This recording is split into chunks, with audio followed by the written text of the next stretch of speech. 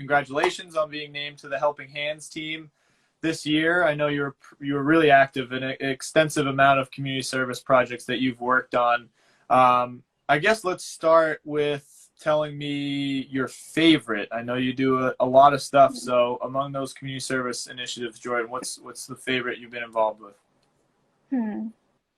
I think I have two favorites. One has to do with lacrosse, so we'll start with that one. Was the City Lax project that we did. And we're just trying to help bring lacrosse to the inner city of Albany. So we just set up camp in different parks in Albany and invite kids from the neighborhoods to come out, and we provide them with equipment.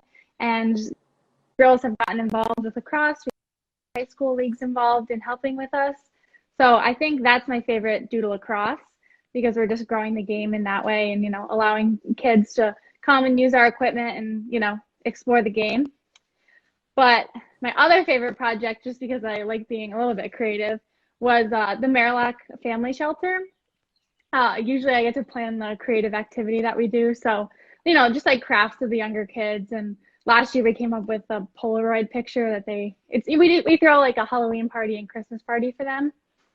So we did like a Polaroid, and they got to put their little Polaroid on their like gingerbread man that they decorated.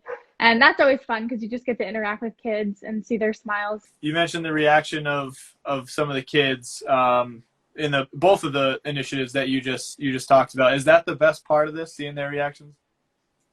Definitely. I mean, just bring a smile to a kid's face, especially as I mentioned during the holiday season when sometimes they don't get as much gifts, and our coaching staff does an amazing time with the family shelter, making sure that every age group gets a gift of their, stature and that kind of thing. So it is definitely worth the smiles.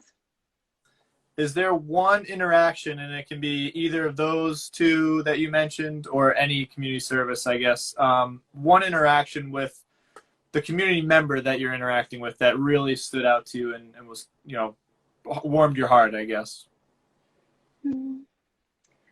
I think our team can agree with this, is that during City Lax, we had one girl who consistently, came to the City Lax practices. Her parents brought her to each of the different locations that we were at. And then during the spring, she came to a couple of our games.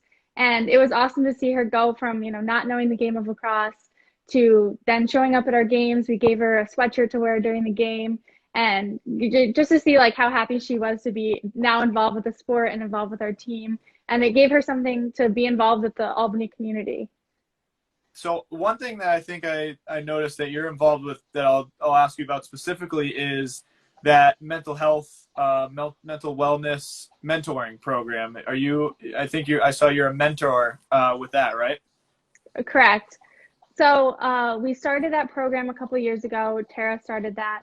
And it was just about getting student athlete small groups together to talk about issues of, freshmen transitioning into a college role and making mental health issues more acceptable in the athletic community.